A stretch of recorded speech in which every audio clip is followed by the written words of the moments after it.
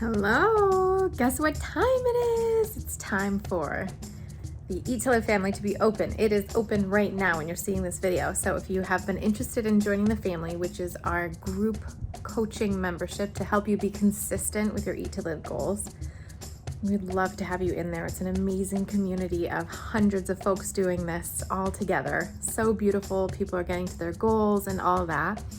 Check it out. Go to thewateringmouth.com/family. It's open for registration now and it is closing tomorrow when you see this video. So get in it. Hey there, it's Coach Nancy with The Watering Mouth. I have a sneak peek of some recipes that are coming out in our 21-day challenge that will come out later on in July. Actually, it may be out by the time this video is out. We put the 21-day challenges in the family, our Eat to Live family, our membership, for free every quarter. So if you're a member of the family, you get those challenges for free, and then they're sold to the public later on. So look out for that opportunity to get the whole 21-day challenge. But I pulled 3 recipes together and created a set for my What I Eat in a Day video for today. The first recipe is going to be a black and blue smoothie. So it's nothing to do with bruising.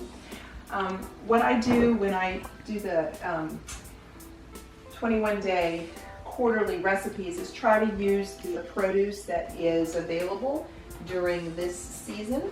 So it's summer in the northern hemisphere here, so I've got lots of summery fruits and vegetables I'm going to be using, and use an orange, which isn't necessarily a summer fruit, but I like to use oranges with greens because it helps to make the iron bioavailable to your body. I'm using romaine lettuce and some spring mix. So I've got a couple carrots that I purchased at a farmer's market. So I've got a whole small head of romaine.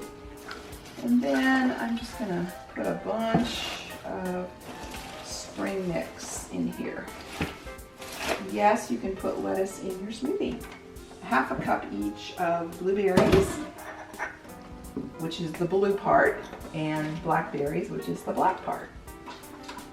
So there's the berries. I'm going to do an orange. Like I said, it helps the vitamin C helps the iron be more bioavailable in greens, so it's nice to pair citrus with greens.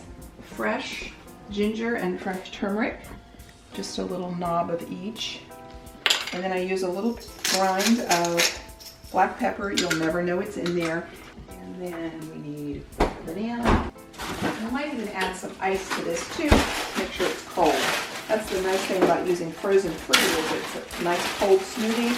So since a lot of my smoothie is not, or a lot of my fruit is not frozen, I like to grind flaxseed. So you'll notice in our recipes we usually try to write flaxseed ground.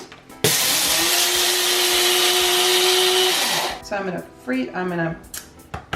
grind it and then put a tablespoon in here, and now some cold water from the fridge.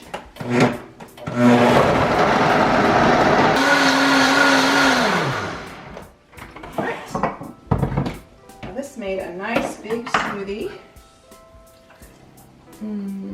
Quart and a half, so a good 40 ounces.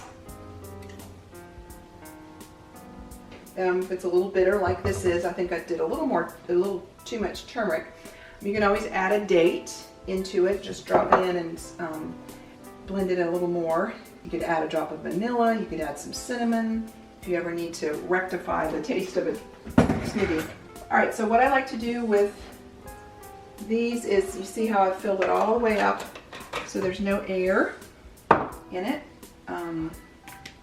and that way I can keep it for the rest of the day and maybe even overnight, so we'd have smoothie for tomorrow morning as well.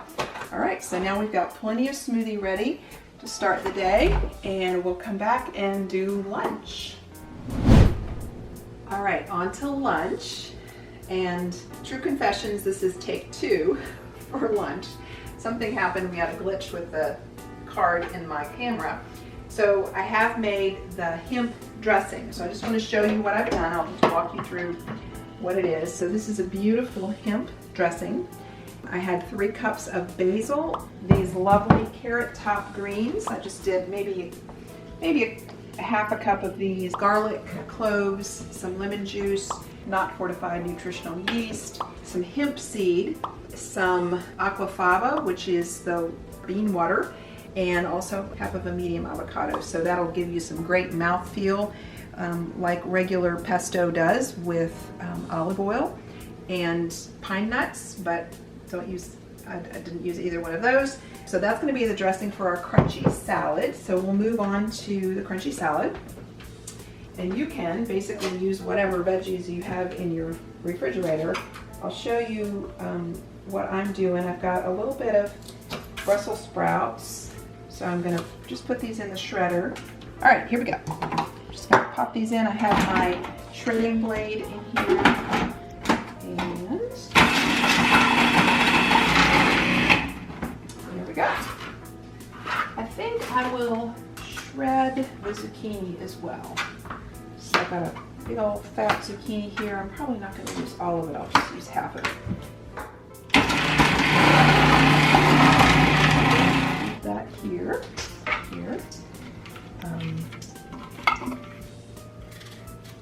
Chop them up.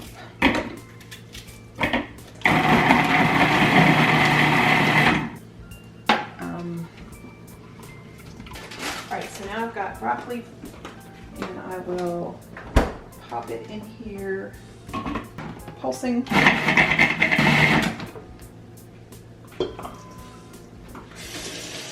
Oh, I'm also going to put a little bit of wild rice in here, texture. I'm just going to drop it in here.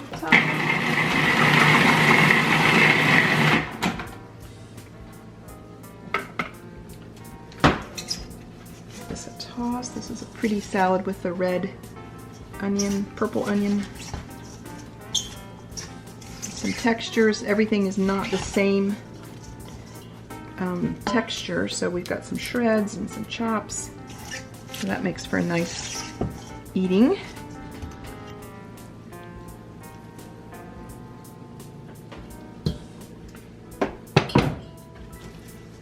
Toss with the kale or the pesto.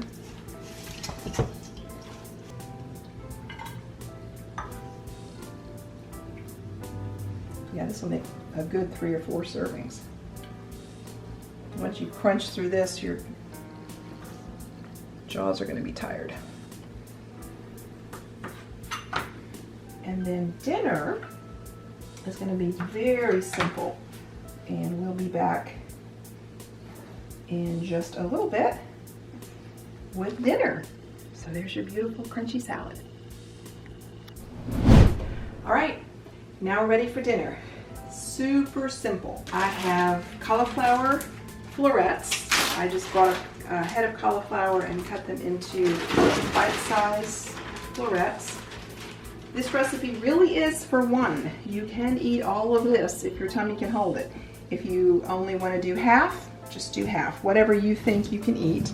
It's just cauliflower and hummus and some flavorings. So just grab your favorite flavorings out of your spice cabinet. I'm going to use this Georgian seasoning blend. I'm not even going to try to pronounce it. It's from Trader Joe's.